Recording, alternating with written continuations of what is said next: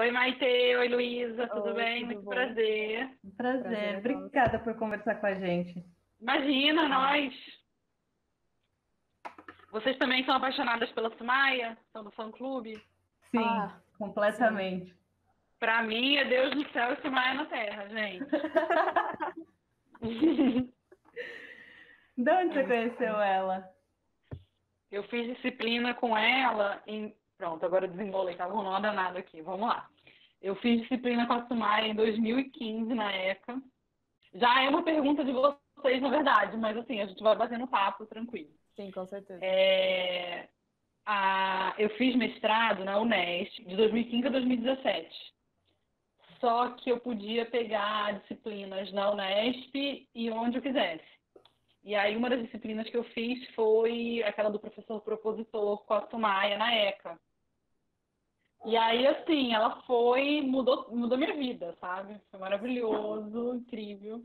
Eu sou apaixonada. E aí, ela me ajudou, assim, a disciplina, ela leu o livro dela, eu li o mestrado, o doutorado, o livro, enfim, mudou totalmente minha pesquisa, sabe? Foi um presente, assim, essas coisas que acontecem no caminho. E aí eu a convidei para escrever o prefácio do meu livro. Aliás, está aqui na minha mão, ó, até deixei aqui para mostrar para vocês. É da Panda Books e acabou de chegar, na verdade, está quentinho ainda. Vou chamar vocês. Vocês têm Instagram, né? Sim. Acompanha lá, Embalada Arte e Educação. A editora não marcou ainda, mas deve ser no início de julho o lançamento, tá? E aí esse trabalho é até engraçado a gente estar conversando agora, porque esse trabalho todo agora também virou um livro. Então eu estou nesse momento, assim, acho que acontece isso em alguns momentos da vida, assim, que você dá uma parada, dá uma organizada no que você faz, aí olha para trás e vê um processo, sabe? E como foi essa experiência sua, essa sua primeira experiência? Eu já trabalhei em todo tipo de instituição, né? Eu resolvi trabalhar nessa área por conta do terceiro setor, né? Eu sou do Rio e tal. Então, logo que eu entrei na faculdade com 17 anos, muito nova, né? E eu entrei na faculdade de artes, assim, sempre gostei de arte, sempre gostei muito de visitar museus. A minha pegada sempre foi museu, apaixonada por museu, por ver exposição e tal, não sei o quê. E aí, mas eu nunca imaginei dar aula. Eu nunca me vi como, por exemplo, as minhas professoras de arte da escola. Não existia essa coisa, ai, nossa, é tão incrível que eu quero ser aquilo, né? Existia esse distanciamento. Então, eu entrei para a faculdade de artes, né? E aí surgiu essa possibilidade de fazer um estágio. Eu tinha 18 anos, 18 para 19. Um estágio no Morro da Mangueira. É que, assim, vocês conhecem o Rio? A UERJ, ela é do lado do Maracanã. Ela é um prédio gigante do lado do Maracanã e o Morro da Mangueira fica atrás. E eu sempre amei samba, a Mangueira, era assim, para mim era, imagina, nossa. E aí eu fui para lá. E aí eu fiquei lá alguns anos. Assim. Comecei como estagiária, depois comecei a dar aula, enfim. E eu era apaixonada por aquilo. Assim. E aí foi essa virada, eu falei assim, não, eu quero trabalhar com seres humanos, com pessoas. E aí tinha muito essa coisa também de trabalhar, era muito apaixonada por museu e tal, mas eu só fui trabalhar em museu quando eu cheguei em São Paulo. Eu cheguei em São Paulo em 2006. E aí era outra coisa que eu era apaixonada, pelas situações de educativo, de museu, assim. Que eu acho que, infelizmente, isso que eu vivi quase que não existe mais agora. Está num momento bem ruim, assim. Mas era um momento, nossa, quando eu cheguei em São Paulo, eu lembro que o Itaú Cultural era uma coisa recente, assim. Então, me lembro que eu me apaixonei pelo Itaú Cultural, pelo educativo de lá. O MAN era assim, gente, eu não sei nem dizer para vocês o que era o MAN. Era o meu sonho dourado, trabalhar lá. E aí eu fui assim, de sonho em sonho, assim, nossa, meu sonho é trabalhar lá. E fui indo. E aí o MAN tinha isso muito forte, eu não sei como é que está agora. Eu trabalhei no ano de 2006, a primeira vez, que era um trabalho temporário e tal, 2009, eu fiquei de lá direto, 2009 e 2015. tem um trabalho muito forte com formação de professores. E aí eu fui para essa área de formação de professores. E esse livro é meio isso também, de reorganizar. Porque é que assim, o meu mestrado ele não é sobre a primeira infância. Ele é sobre formação de professores em museus. Ele é em arte e educação, né, na Unesp. Na Unesp, não sei se vocês conhecem, tem o IALE na Barra Funda. E aí tem essa linha de pesquisa, que tem um nome enorme, mas é mediação cultural, experiências educacionais. E aí era meu sonho fazer o mestrado lá e tal, e aí em 2015 eu fiz. E a minha pesquisa foi sobre professores que frequentam museus, que tem a ver com a minha trajetória também, porque eu sempre tive nesses dois espaços, né? Então, a dissertação chama Um Pé em Cada Canoa, Professores de Artes entre Museus e Escolas. E como que você vê essa relação? É na figura do professor que faz essa mediação, né? Então, acho que primeiro, se existe alguma relação, a relação é feita pelo professor, né? Essa situação de você estar à deriva, meio que nas duas canoas, que é o museu e a escola. Tem um autor que eu amo, tal, Ricardo Huerta, e ele tem um livro sobre isso, e ele fala assim, museus e escolas são feitos por pessoas. Então não existe a escola ou o museu, existe quem trabalha ali naquele momento. E aí, quando tem uma pessoa interessada em tecer esse fio, pode ser que exista essa relação. Mas é que, assim, tem projetos incríveis da prefeitura com os museus, parcerias, a prefeitura entra com ônibus e o lanche, o museu recebe... Existe todo esse trâmite por trás, mas o que faz, de fato, isso ser vivo são os professores das escolas e os educadores dos museus, à medida que eles têm esse interesse um no outro. Porque se eu trabalho no museu, eu acho que não estou nem aí para esse público que vai chegar. E se eu trabalho numa escola, eu acho muito chato ficar entrando em ônibus e levando criança para museu, essa relação não vai existir. Porque, como tudo, a gente entra naquela questão da criação, né? Então, por exemplo, se visitar museus é uma coisa que encanta a Luísa e ela vai trabalhar numa escola que não tinha essa cultura, de alguma forma isso vai chegar lá dentro da sala de aula dela. Ou ela vai levar para visitar, ou ela vai mostrar vídeos em sala de aula que tenham, ou vai propor uma visita virtual, enfim. O que a gente tem tesão na vida, de alguma forma, chega em sala de aula. Explícita ou implicitamente, né? Porque os teóricos de educação vão dizer isso também, né? Essa figura do professor somos nós, não é assim, eu chego para trabalhar e eu viro outra pessoa. Não.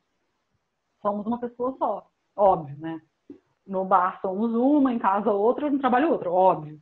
Mas o que a gente curte segue a gente, né? O artista que você vai escolher para oferecer para os seus alunos, por exemplo, os artistas, tem a ver com a sua experiência como público ou como artista, enfim. Ela é uma relação feita por pessoas. Mas a gente leu os textos que você passou e aí a gente viu muito que tinha essa noção da experiência nos seus trabalhos. Sim. De fundamentar uma experiência a partir da arte. A gente queria saber, pelo que você está falando, parece que o seu contato com a Sumaia mudou muito, né? Eu trabalho com arte e educação, Luísa, há 19 anos. Então, quando eu falei da Sumaia e tudo, ela é super importante na minha vida, mas é bem relacionada à questão acadêmica, né? Porque às vezes a gente fica vivendo essa dicotomia entre teoria e prática, e eu tento no meu trabalho derrubar essa ideia da teoria, essa teoria dividida da prática, né? Eu gosto muito do Dewey, por exemplo, que pensa no prático reflexivo, talvez vocês já tenham lido. Mas nesse momento que eu estava lá na ECA, não tinha nada relacionado à primeira infância. Eu fazia meus trabalhos, como, né, eu faço nos últimos 19 anos, mas ali, academicamente, eu não estava estudando a primeira infância, não. Tá? Acho que isso é legal, assim, separar. O que tem em comum entre esse caldo cultural todo é que eu fiz o mestrado, que aí sim, eu me identifico muito com essa maneira da Sumaia trabalhar, né, que vocês estão passando agora na licenciatura e tudo, né, a ideia do professor propositor, ela é uma chave no meu trabalho. E aí, como que eu junto isso tudo? Eu faço as formações com os bebês e faço as formações de professores que trabalham com a primeira infância. Então, o livro, por exemplo, ele é um livro para professores. Ele tá, olha, o selo, eu esqueci como é que chama, mas aqui, ó, Panda Educação. Eu escrevi pensando nisso. A última parte até do livro, eu vou até mostrar aqui para vocês. É um bate-papo com professores. Ai, que legal. Que são perguntas e respostas, né? São as perguntas que... Aí eu dou curso livre, né? Em vários lugares do Brasil, sempre viajo, tudo. E aí eu fiz uma reunião das perguntas que os professores mais trazem e respondi nessa última parte do livro. Então, assim, são coisas separadas, mas que acabam tendo essa relação. Formação de professores, esse trabalho com a primeira infância, e aí o trabalho com a primeira infância virou formação de professores. Deu para entender? Bom, aí você perguntou sobre experiência. Eu sou muito, muito fã do Dewey e principalmente do La Rosa, que vocês já devem ter lido A Nota sobre Experiência, que é um clássico da arte educação, né? Há 1000 anos. Eu até brinco, assim, outra coisa que eu faço também é educativos de exposição, sabe? Você já deve ter participado no SESC, então, eu já fiz alguns educativos para o SESC. Então, eu gosto de levar esse texto para os educadores lerem, mas eu sempre digo que ele é muito superficialmente lido, né? Porque às vezes é um texto, li uma vez, legal, experiência, mas de fato, o que o La Rosa está falando naquele texto, né? Ele está falando muito que tem até a ver com o momento que a gente está passando, né? A relação com o tempo, com a aceleração. Ele é um texto, assim, eu sempre brinco, em formação de educadores e também na pós, que eu dou aula na pós, de 0 a 3, lá de singularidade. Eu já devo ter lido, sem brincadeira, eu devo ter lido esse texto mais de 30 vezes e cada vez que eu leio, eu descubro uma coisa nova dele, porque é um texto muito denso, né? Então, quando você pergunta de experiência, né, uma das referências realmente é o La Rosa, tá? E aí, só para finalizar a resposta, uma das coisas que eu falo em todos os cursos para professores, eu estou falando muito curso para professores porque vocês, né, são futuras professoras, então, pensando que é esse público aí. Eu brinco até quando a gente tem mais intimidade, tudo assim, gente, a gente vai fazer um pacto de sangue, né? Vocês não vão levar nenhuma proposta para a sala de aula que vocês não tenham passado pela experiência previamente. Então, por uma questão de ter feito o ateliê em casa ou quem trabalha em escola, ter conseguido fazer antes, pela lista de material, pelas questões mais objetivas ou mais subjetivas. É muito importante que nós, antes de levar para a sala de aula, a gente precisa ter passado pela experiência. Porque, assim, meninas, eu estudei como vocês, eu fiz arte na UERJ. Então, a gente já tem uma trajetória, né, de relação com ateliê, com material e tal, não sei o quê. Então, muito provavelmente, quando a gente for levar uma proposta para a sala de aula, ou a gente já passou, ou aquilo faz parte da nossa vida, né? Eu não produzo mais hoje em dia. Mas a arte está na nossa vida de alguma maneira. A gente vai, senta no gramado e já começa a pegar uns elementos da natureza, quando vejo está fazendo uma composição. Enfim, a gente está próximo disso. E não é todo mundo que está. Né? Muitas pessoas vêm hoje em dia num tutorial, dá uma olhada rápida e tal, e leva para a sala de aula. E aí fica muito desencaixado, fica muito distante da experiência. É mais nesse sentido. Não sei, eu queria saber se você concorda comigo. Eu sinto que o seu trabalho é um dos raros. Tem ido muito mais pela coisa da experiência, que trabalha uma coisa de um todo da criança. É até bom vocês me falarem isso, né? Porque dependendo de onde a gente está, do nosso ponto de vista, a gente enxerga o mundo, né? Eu já não vejo dessa maneira porque é como se tivesse um filtro aqui, né? Vendo vários, digamos assim, interlocutores que estão na mesma onda que eu, né? De alguma forma. Vocês sabem o que é Reggio Emilia? Porque eu, por exemplo, a primeira vez que eu ouvi falar em Reggio Emilia, eu achava que era o nome de uma pessoa. Demorei a entender. Então, o que acontece, né? Reggio Emilia, essa experiência das escolas públicas de lá, eu fui para lá em 2018, tudo, né? São escolas municipais, públicas de uma cidadezinha no norte da Itália. E o centro dessa experiência educacional, né? Que é uma experiência educacional de um pós-guerra, de reconstrução de uma vida, né, em sociedade, né? Não é algo, ai, que bonitinho, nossa, não, né? o epicentro de uma reconstrução de um pós-guerra, se dá pela educação e educação na primeira infância. E o centro dessa experiência educacional é o ateliê, né? Então, em 2018, eu fui lá fazer um curso para conhecer esses ateliês. Então, o ateliê, ele não é só, como no nosso caso, o pessoal das artes, uma experiência de um espaço de trabalho, mas como um conceito de descoberta, de experiência do mundo, que pode se dar no espaço do ateliê, em qualquer outro da escola, ou no mundo, que tem muito diálogo com Paulo Freire, por exemplo, essa experiência do norte da Itália. Né? Existe esse curso, né, acontece uma vez por ano lá nessa cidade, e é um curso imersivo. Passa uma semana, lá 10 dias mais ou menos, tanto em formato de palestra como nesse formato de experiência, né? Então a gente visita escolas, faz ateliês. Para eles essa ideia, colando um pouco com o que a gente estava conversando anteriormente, até as refeições são feitas lá dentro. Quando você visita uma escola, as pessoas servem a gente. Então, para eles, um curso para professor de fato, uma experiência imersiva como um todo, tá? Em todos os sentidos. Em observar a escola, em assistir, em almoçar, enfim, estar dentro mesmo. E aí, acho que assim, o que mais me tocou é como que as coisas chegam no Brasil, né? Então, quando eu vi aqui as experiências, tinha muito a ver com uma estética de ateliê, como os materiais eram arrumados, como a mesa do ateliê era arrumada, a mesa de luz, geralmente os lápis eram arrumados num degradê, e etc e tal. Quando eu cheguei lá, realmente, visitar as escolas é uma mega experiência estética, né? Você se apaixona pelos ambientes, etc. Mas o que mais me tocou, né, não sei se também por esse contraste, né, que a gente vive aqui, foi a experiência comunitária. Então, é muito forte a experiência comunitária em Reggio Emilia. Então, por exemplo, eu vou contar aqui uma historinha rápida. Lá, quando a gente chega, a gente é dividido em grupos e tal, inclusive as escolas que a gente vai visitar. E a última escola que estava no meu programa era a Escola Municipal Paulo Freire. Eu achei curioso e tal, mas da mesma forma que a gente tem aqui no Brasil escola com nome de tudo quanto é gente, geralmente as pessoas que estão na escola não sabem quem são aquela pessoa que a escola leva o nome, não é mesmo? Aí eu falei, legal, beleza, tudo bem. E aí foi o último dia, o curso já estava quase acabando, a gente chegou numa escola afastada, mas na zona rural, e aí quando a gente chegou na escola, eles sabiam que estavam recebendo um grupo de brasileiros.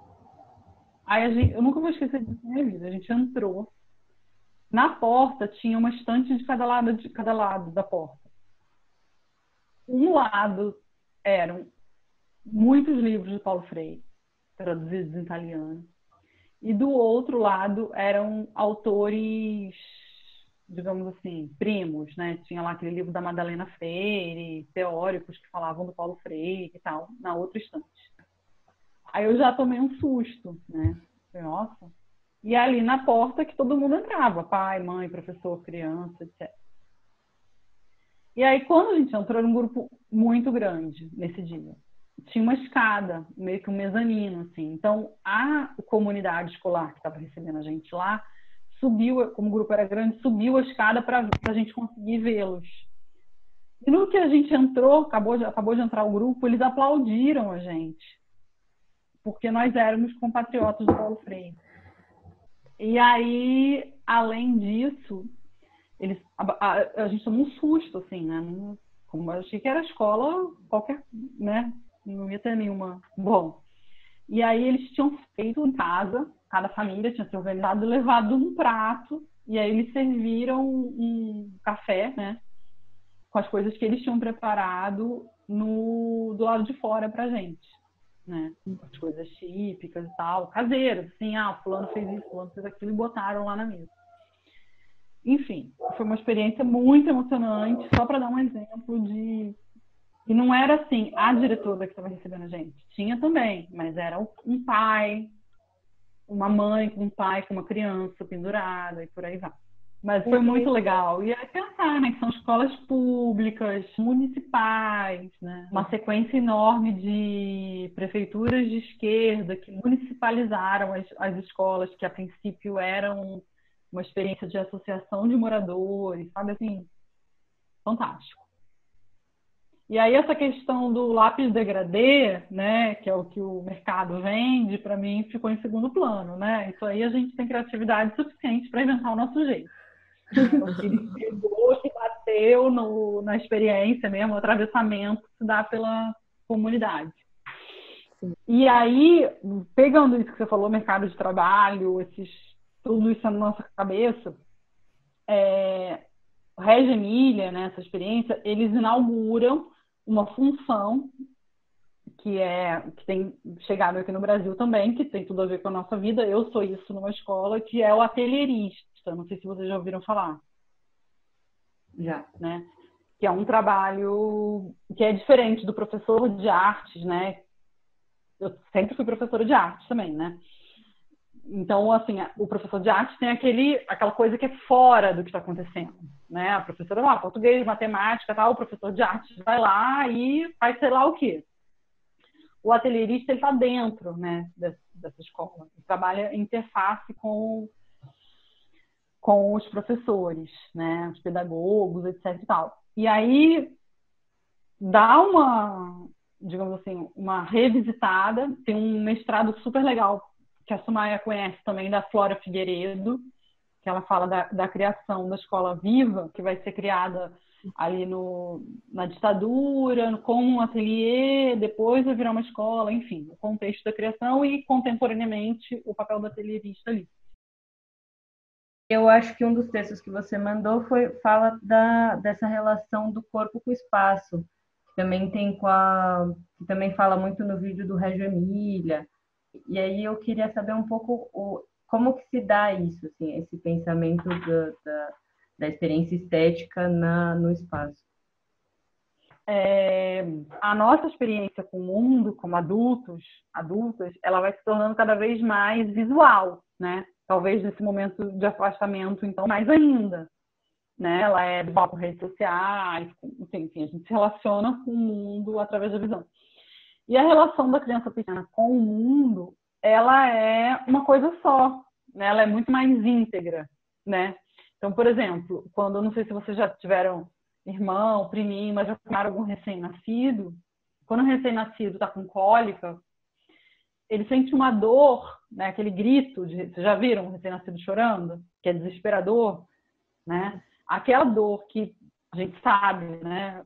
Que é uma dor na barriga, uma cólica, ela não é localizada.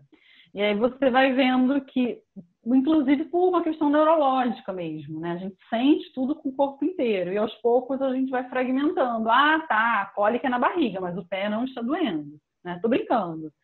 Mas a gente vai se fragmentando. Então, por isso também a importância do trabalho ser multissensorial, né? De eu pensar nesse indivíduo como um todo, que está ouvindo uma música, está tendo uma experiência estética, visual, sentir o cheiro. Eu preciso pensar nisso tudo. Essas propostas envolvam o corpo como um todo, né? Porque a gente tem separação, né? A cabeça e o corpo. Vocês já repararam, é uma coisa que eu gosto muito de conversar com os professores, geralmente a gente fala assim, né? O meu corpo tá feio. É uma outra coisa, não sou eu. O meu corpo, né? É uma outra coisa. É quase que um acessório, né? Então, como se a gente nascesse uma coisa só e fosse até separar, né? A cabeça do corpo, né? Então, assumindo que a relação da criança pequena ela é integral, não é uma experiência cerebral, conceitual, de sentar e passar a cultura, né? Ela passa pelos sentidos também.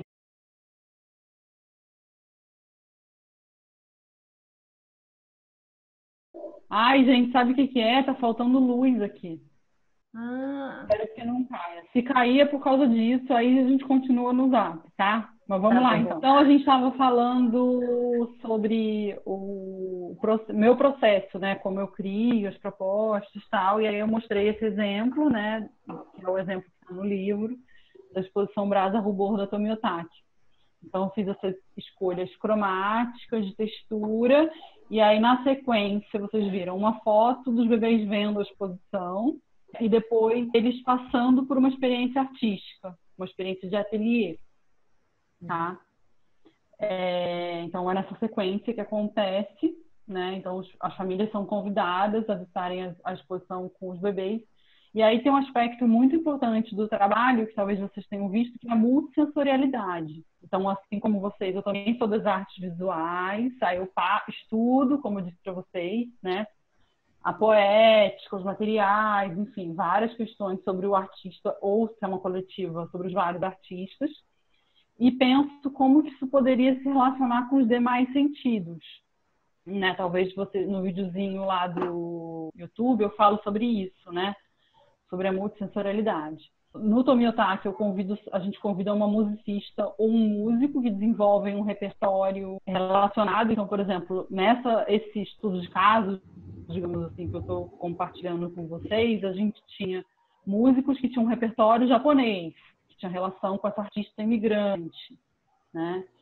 E aí também eu usei a beterraba. Então, tinham os materiais que tinham essa sensorialidade, né, que tinha relação tátil, não só tátil com a mão, né, toda a nossa pele, esse maior órgão do corpo. Então, com a beterraba, por exemplo, não sei se vocês já testaram, você corta uns palitos e ela dá um super hidrocor, assim, dá para fazer uma aquarela, com a própria beterraba mesmo.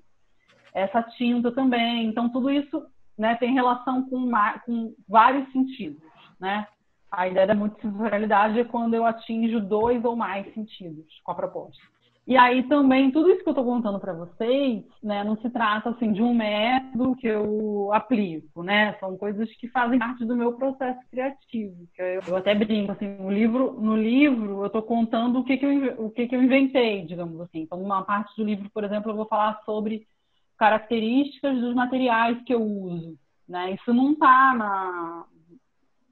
tem uma bibliografia para isso, né? Eu observei o meu trabalho e fiz categorias de materiais, né? E por aí vai. Na formação, você vai... Qual é o caminho, mais ou menos, que você direciona, assim? Então, o caminho também é da experiência, né? Um asterisco gigante para a pandemia, que agora na pandemia eu comecei a dar alguns cursos virtuais formulando isso, né? Então, como eu dizia, né? Talvez, se a gente não tivesse essa situação, a gente não estaria no Zoom. Eu convidaria vocês para passarem pela experiência junto comigo, né? E aí essa situação nos deixa em algo que a gente ainda vai descobrir o que está acontecendo, né? A gente não pode chamar ainda de anti-experiência, mas a gente está entrando em contato com uma outra. Então, eu vou falar para vocês o que acontecia até então, tá bom? Tá. Fica mais fácil. Então, eu sempre apresento para os educadores, né, o trabalho, como que acontece, ou no Tomiotaki ou em outros lugares eu faço muito festa, em interior, vial. Então, eu mostro vídeos das ações artísticas, os bebês produzindo arte e tal. Conceitualizo. Eu nem chamo de conceitos, eu chamo de pressupostos para o trabalho. Então, quais são os pressupostos? Vocês viram nesse videozinho de 4 minutos. A multissensorialidade, a potência pedagógica dos espaços e dos materiais, né? Essa comunicação que ela é não verbal, ela é uma comunicação que acontece por outras linguagens e por aí vai. E aí eu sempre convido os professores a passarem por um ateliê, a passar por uma experiência artística. E aí, por exemplo, nos últimos 2, a gente fez ateliê de luz com os professores, né? Isso a complexidade, né, de um trabalho de arte potente numa escola, né? Então, quando a gente pensa nesse livro, nos cursos, a gente está pensando nessa interface entre a experiência que se dá no campo da arte, cultura, num SESC, num Tomiotaki, etc., para um ambiente escolar, né? Então, a gente pensa numa complexidade em relação ao espaço, materiais, enfim, qual material qualquer pessoa pode usar. Né? Eu posso ter, por exemplo, uma escola de elite que tenha todos os materiais do mundo, posso ter uma outra pública, enfim, que não tenha material, por aí vai. Então, quando eu penso em material também, eu penso nessa acessibilidade, né? Então, vocês viram lá no vídeo, geralmente são materiais muito simples, dão efeitos incríveis. Então, por exemplo, o ateliê de luz eu uso espelhinhos daqueles de lojas de R$1,99, uso aquelas lanternas super simples de apertar em cima, coisas que qualquer pessoa possa fazer, né, nesse sentido mesmo do acessível. Para um trabalho ser significativo, para essa experiência ser significativa, ela não está, vou lá na Pintar, comprar materiais caríssimos, não está aí.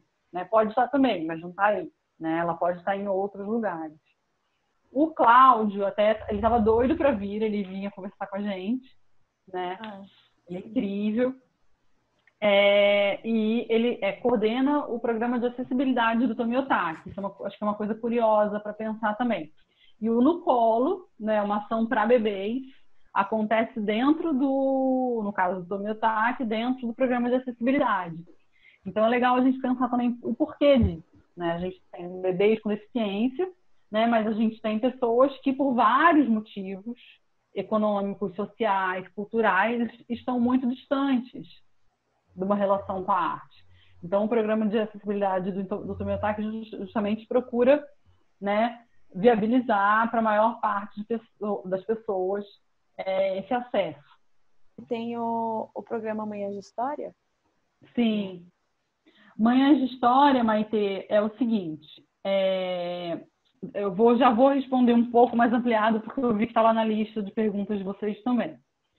O que aconteceu? Sempre trabalhei com todas as faixas etárias. Então, eu trabalhei com terceira idade, com adulto, com criança, adolescente, enfim. Eu vim chegando para a primeira infância nos últimos anos, na verdade. Já trabalhava desde 2013, mais ou menos, com ações com a primeira infância no MAN. E aí eu já tinha saído do MAN em 2015.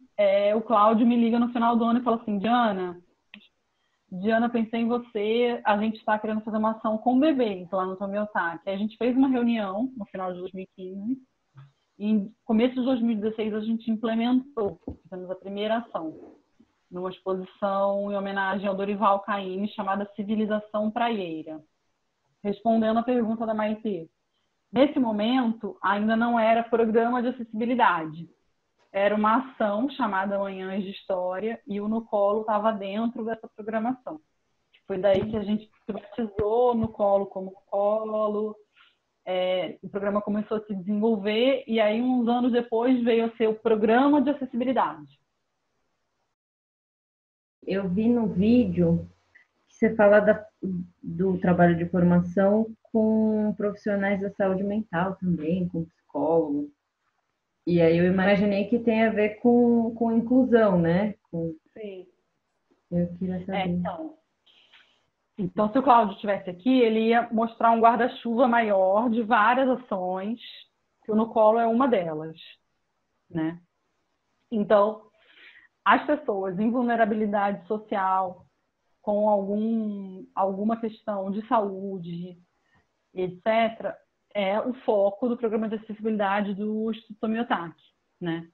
O programa de acessibilidade do Tomiotaki, ele tem uma cara diferente, porque ele não tem assim, aula de tal coisa para surdo, aula disso para cego, não. Ele pensa na ideia de acessibilidade num campo expandido. Então, por exemplo, o No Colo, você tem uma mãe que mora em Pinheiros, que de alguma forma ela tinha uma vida de sair, de tal, asterisco pandemia, tá, gente?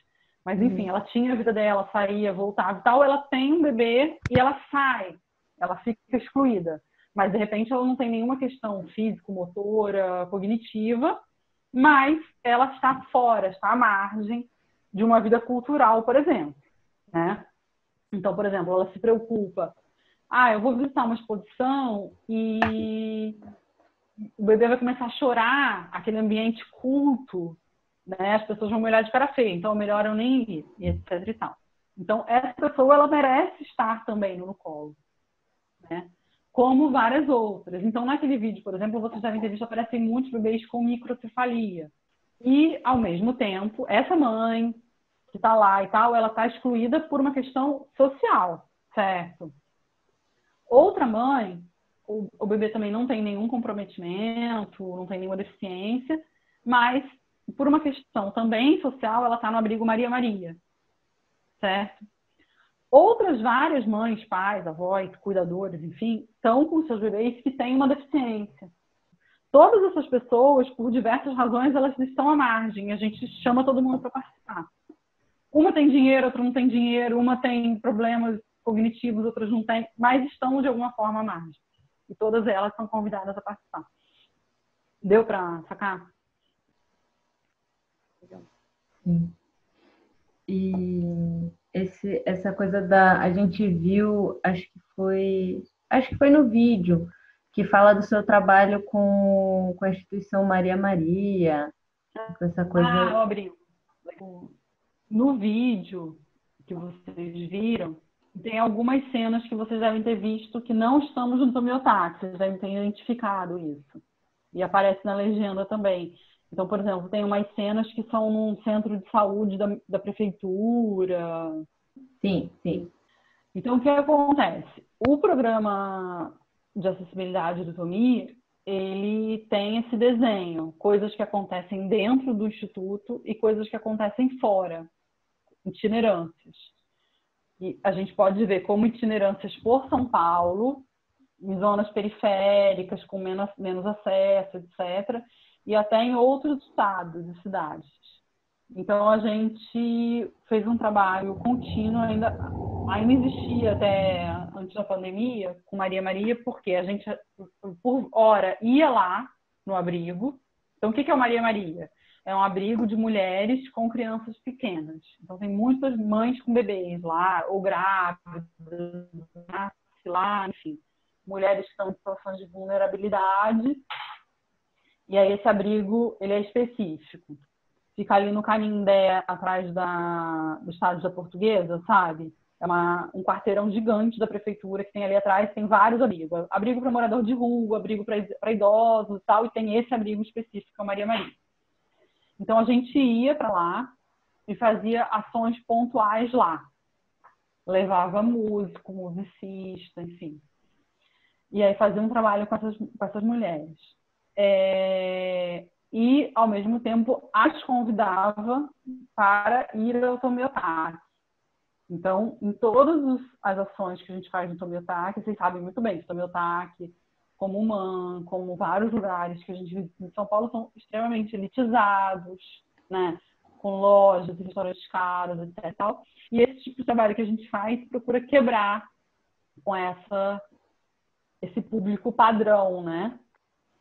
Então, as inscrições das nossas ações, por exemplo, elas são feitas pelas redes sociais, mas a gente separa uma parte das vagas para essas pessoas que tenham vontade de ir. Então, elas são convidadas. Então, tais mães e crianças querem ir no sábado, dia tal. E aí vai um táxi, enfim, vai um transporte, busca e leva para o Instituto. Essa via de mão dupla, né? Uhum.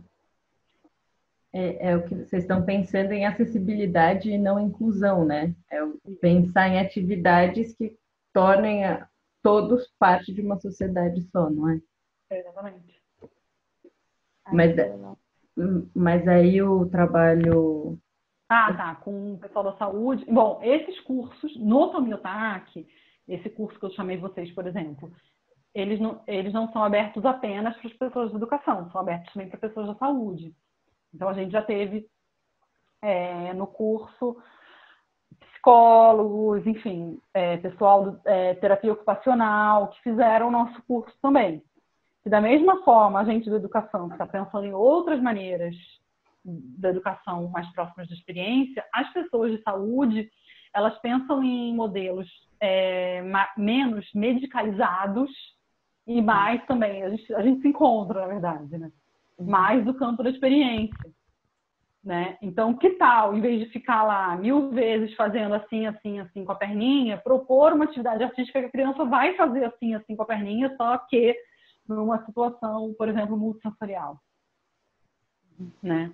Gente, eu não sou da saúde, eu estou dando um exemplo péssimo, é só para fazer essa analogia entre educação e saúde, que tem pessoas que estão nessa vibe também.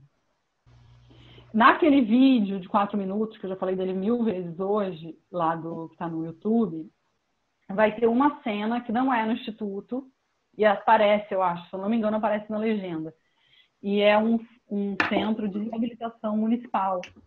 E ali naquela roda tem uma menininha cega, até um pouco maior, e tem uma psicóloga da prefeitura ali naquela roda.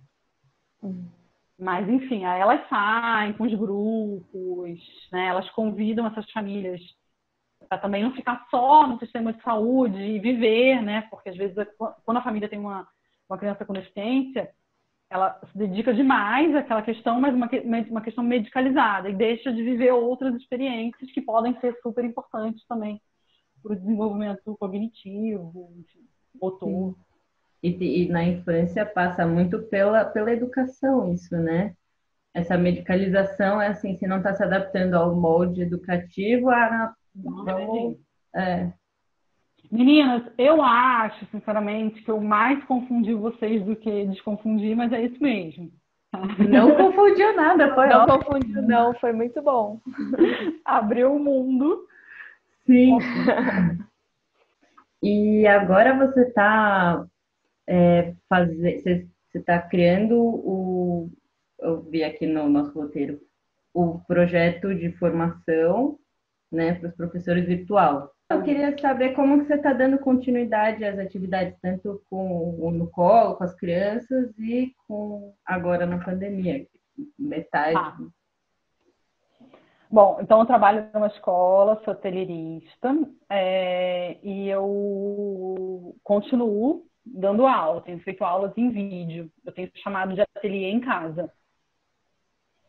Aí eu faço um vídeo, produzo uma proposta, e aí são crianças maiores, de 4 ou 6 anos, mas tudo isso que a gente conversou é o nosso grande desafio nesse momento. Então, por exemplo, você manter a ideia de experiência, né, dentro disso que a gente está passando, numa aula por vídeo, é um mega desafio. Mas eu estou, assim, dentro da loucura toda, que é a pandemia, eu tenho até gostado desse desafio. Como não trabalhar na fazição de coisas. Então, a gente vai falar sobre planta. Aí vira, vamos fazer um vaso, vamos fazer um desenho, vamos fazer uma aquarela, vamos fazer... Né? E aí, esse movimento de fazição de coisas, ele também é anti-experiência, de alguma forma. Né? Aquela coisa assim, vou ficar um semestre olhando para a cara dessa planta e... Né? Então, como que eu torno essa relação com essa planta do campo da experiência? Então, eu acho que é um desafio a gente estar nesse formato, mas eu também sinto, tenho uma esperança também. Quando eu conto uma história e eu estou aqui arrepiada e vocês estão aí também, de alguma forma a gente está passando por uma experiência juntos. Então, eu acho que a gente está conseguindo, de alguma forma, quebrar a rigidez desse formato. Então, eu acho que essa ideia do ateliê em casa, tal, eu estou em casa, as crianças estão em casa, o desafio é esse, né? Em relação às formações de professores, eu dei até agora 2 cursos, chama Diálogos, Viagens Pedagógicas. É um lugar que eu costumo dar cursos lá também, lá no Tatuapé. Inclusive com um clube de livros. Eu dei 2 cursos chamado Arte com Bebês lá. Então, fiz 4 encontros até agora. Nesse formato, igual a gente está aqui, Meet, Zoom e tal. Foi um desafio, eu fui muito reticente no início, quando me convidaram para dar curso, assim, porque a parte do ateliê sempre foi a cara dos meus cursos. Então, foi difícil. Porém, o que começou a acontecer? Você começa a encontrar pessoas do sertão da Bahia, que não viriam para São Paulo, o outro lado não sei de onde. Aí depois, eu tenho essa página, né, embalada, as pessoas vêm, escrevem, olha, Diana, aí você me fez pensar naquilo. E aí você vê como aconteceu com a gente agora. Que não necessariamente só o ateliê é a experiência. Né? E aí a gente também para um pouco com essa... que acaba sendo colonizador de alguma forma, essa coisa do Rio, São Paulo, para o resto do Brasil. Né? Então, no ano passado eu dei 2 cursos em Salvador. Uma pessoa viajou 4 horas e meia do sertão da Bahia até Salvador para fazer meu curso. Aí essa pessoa apareceu num curso virtual e depois me procurou. Enfim, assim, eu vi que tinha acontecido uma coisa incrível ali.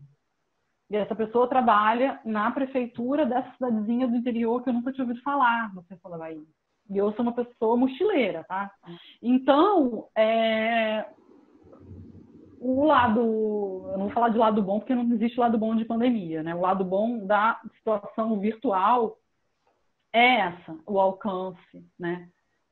Acabou que a gente conseguiu fazer um formato dialógico, as pessoas foram escrevendo perguntas, então eu fiz muito aberto para perguntas, enfim, rolou. Agora, no Tomiotaki, esse curso que eu estou convidando vocês a fazerem, já é um outro formato. Ele é um curso ditado, não é só aqui o bate-papo. Então, eu vou trazendo os pressupostos e ele é editado com imagens das ações com os bebês. É gravado antes. Então, vão ter é um curso maior. São 3 encontros temáticos de arte na primeira infância. E aí, num outro momento, a gente ainda não fechou como é que vai ser aberto para perguntas também. Então, aí eu estou nesses 2 formatos para professores. E como as pessoas têm dito, meninas, que é o que está acontecendo com vocês também, pelo pouco que eu acompanhei com a disciplina, pela Sumaia, a gente está trocando pneu com carro andando, né? É ao vivo o tempo inteiro. E nessa escola que você trabalha como atelierista, como você tem sentido a participação dos pais? Que é fundamental, né? Agora eles são muito mediadores, né? Entre a tela e a criança, entre você e a criança.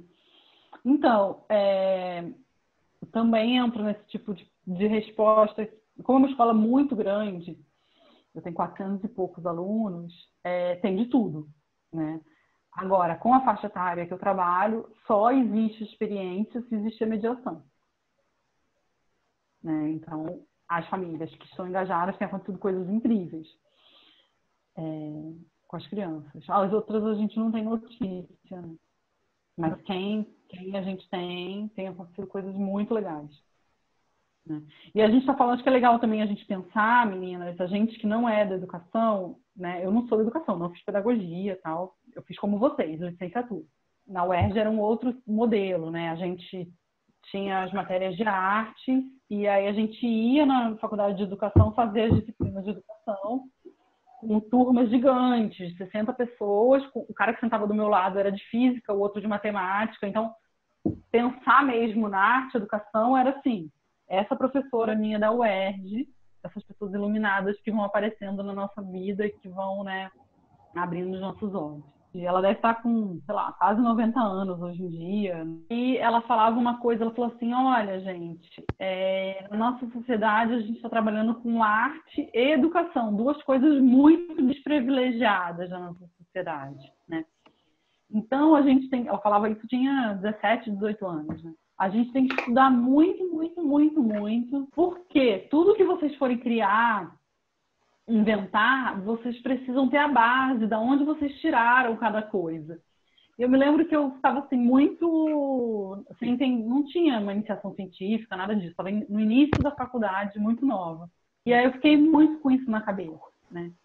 Então, para cada elemento desses que a gente está conversando, tem uma mega bibliografia por trás, né, de vários campos, pessoas como as pessoas trabalham. Então, isso vai ajudando a embasar nosso trabalho. Isso vira, na nossa vida, eu acho que uma coisa, que é o que vocês estão fazendo agora também, vira uma coisa orgânica. A gente, vou pensar em tal coisa, mas quem mais pensou nisso? Quais são os autores bacanas para conversarem junto comigo, sabe? Então, acho que a gente vai se habituando a esse diálogo mesmo, né? Entre a criação e quem pode colaborar teoricamente com a gente. Então, depois na pós, por conta própria, no mercado de trabalho, que eu fui correr atrás da parte de educação. Mas, no geral, é muito dividido, né? A pessoa de arte e a pessoa de educação. E a gente vai tentando fazer esse meio de campo. Mas eu acho que eu me perdi, né? Eu não respondi a sua pergunta. Acho que a gente te mandou uma pergunta no roteiro que tem a ver com isso também. Uhum. E como tá entre esses 2 campos, assim, às vezes você se sente numa terra de ninguém. Porque não, assim, eu nem vou falar do momento atual, né? Então, como eu já estou há muito tempo nessa área, ano que vem faz 20 anos que eu trabalho com isso. Eu já trabalhei em todo tipo de instituição. E aí, o que acontece é que nas instituições que a gente trabalha, a gente tem poucos interlocutores. Trabalhei em muitos lugares já, mas na maior parte deles eu era a única pessoa de arte. O que às vezes é muito legal, né? Porque você vira essa pessoa, é aquela pessoa que tem aquele repertório específico e tal, mas às vezes é muito solitário também. Então, a universidade, o estudo continuado, os parceiros, tudo isso é o que vai fazendo a gente ter interlocutores, né? Porque a gente não encontra um manual, né? Por exemplo, sei lá, um cirurgião, ele vai olhar lá no livro dele e falar assim, isso aqui tá certo, isso aqui tá errado, né? A gente não tem esse manual. Exatamente, é muito importante não ter esse manual, né? Exatamente. Seguindo nesse caminho, assim, das barreiras nos trabalhos com arte e tal, também tem muito preconceito com o trabalho com a primeira infância, né? Que é aquela coisa meio, é natural, é fácil, é uma coisa... Espontaneísta, né? Exato. E você sente que o seu trabalho no Tomiotaki ou as outras coisas que você trabalha com criança, você sente que tem um pouco essa coisa assim, mas para quê? Para quê? Ou não? Eu acho que isso existe no geral, né? Eu acabo sentindo muito isso via as professoras, né? A sociedade como um todo, claro, né? Tem de tudo, né? A gente está num momento político, realmente eu nunca vi nada pior na minha vida, mas tirando esse grande asterisco, né? Essa sombra toda que a gente está vivendo, eu sou super otimista, tá, meninas? Mas vamos lá. Eu acho que a gente está agora num momento específico de virada muito importante. Não é minha palavra preferida, não, mas de um empoderamento muito grande, de olhar para a primeira infância. De quem trabalha com a primeira infância, todo mundo está estudando muito, lendo muito, viajando, conhecendo outros modelos de educação. Inclusive, agora, como o livro ele teve um pré-lançamento em maio e junho, num clube de livros, né? Foram 2.000 livros para o Brasil todo, para Portugal, não sei o quê. Então, a gente está num momento muito potente. Eu até começo o livro falando isso, né? Antes da gente conversar esse papo, a gente tem que pensar no conceito de infância e no conceito de arte. Sobre o que eu estou falando? Para juntar os dois, né? Então, acho que é imprescindível vocês verem o começo da vida. Eles viajaram o mundo inteiro, e é um trabalho totalmente de várias áreas. Eles vão nessa pegada que a criança, né, não nasce um prato vazio a ser preenchido, né, que já nasce como experiência. Então não fica essa coisa assim, eu sou a louca da arte, da educação, e estou falando esse papo aqui de maluco. Não é isso. Eles vão entrevistar pessoas da educação, mas vão entrevistar neurocientistas, todo mundo falando sobre a primeira infância. Então, eu acho que dá uma retaguarda pra gente. Assim. Então, foi um longa, só que foi tanto material que eles resolveram fazer uma série. Então, no Netflix está dividido por assunto. Eu acho que vale a pena ver toda a série inteira no Netflix. Vocês vão amar. E aí, eu acho que uma coisa interessante que está acontecendo, como eu estava agora, semana, a gente está fazendo encontros por causa do livro, tinham quase 200 professores agora nos últimos encontros desse clube e tal. E aí, as 2 vezes que eu encontrei, as pessoas têm me perguntado assim, mas Diana, estranho lançar um livro nesse momento. É estranho. Com certeza é estranho. Só que foi uma coincidência. Ninguém escolheu lançar um livro no meio da pandemia. E aí, como as pessoas acabaram perguntando, eu comecei a pensar muito sobre isso. Eu falei, gente, só tem uma resposta para isso, né? Como eu não tenho lá a bola de cristal. A gente parar nesse momento e pensar, gente, como que nós estamos recebendo os seres humanos que estão chegando no mundo? Eu estou colocando dentro do elevador, apertando lá o 9º andar, né? Eu estou pensando como eu estou recebendo. Eu quero receber como mulher, não quero receber. E eu acho que quando vocês assistirem o Começo da Vida, né? Porque eu acho que também assim, essa coisa do bebê, ela fica muito... Vocês devem ter percebido já que eu tento sair um pouco desse lugar com esse trabalho, mas fica muito no campo do fofinho, do coloridinho, do bonitinho, do nhenhenhê, né, da família feliz, família Doriana e tal. E não é nada disso, né? Quando eu falo assim, a família, não é a família Doriana ou tradição família e propriedade, é casal de duas mulheres, enfim, o que for família para aquele bebê, né? Quem as recebeu no mundo. E o bebê, nesse contexto, né, eu acho que o prefácio do Sumaia é de chorar, assim, é lindo. Vocês não é o fofinho, é o ser humano que está chegando no mundo, gente. É isso, a emergência, quanto mais esse momento que a gente está vivendo, é essa, né? Mas essas experiências artísticas, de alguma forma, elas promovem um hiato, né, do campo da experiência, do La Rosa, né, do atravessamento. Né?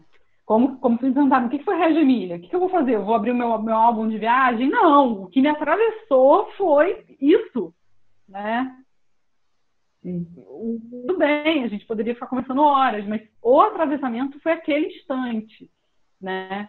E aí o bebê, ele fica ali, ele é bebê durante aquele tempo, depois ele não é mais, vai virar uma criança, por aí vai. E o que ficou, né, como experiência? Que atravessamento foi esse? E quais momentos a gente cria como família, né, como sociedade, para que existam essas experiências, né? Então, pensando num campo ampliado, eu acho que é a gente aqui, né, como diz uma professora lá da Unesp que eu amo, a nossa gangue aqui das artes está pensando através das artes, né? Mas o que é maior é como sociedade. É gente, né? Não é outra coisa, né? Tem aquela música do Arnaldo Antunes que eu amo, é linda, né? Todo mundo foi bebê, né?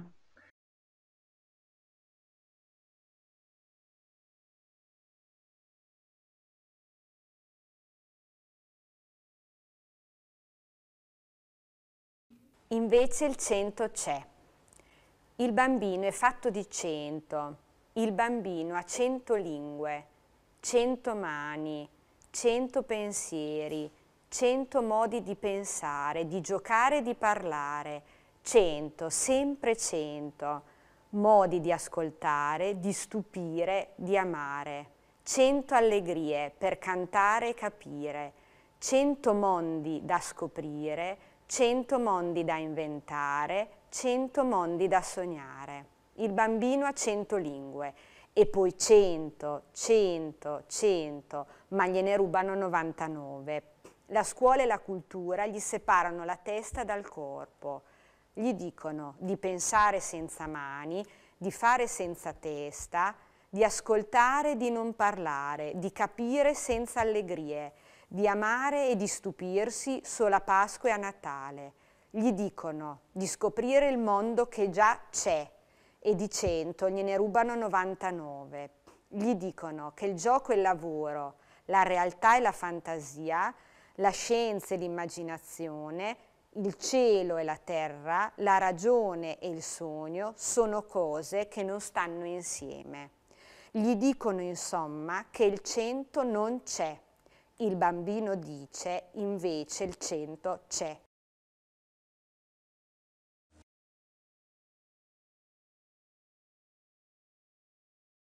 Muito obrigada. Sério. Obrigada a vocês pelo interesse. Foi ótimo o bate-papo. E se vocês precisarem, gente, é nóis. Vambora.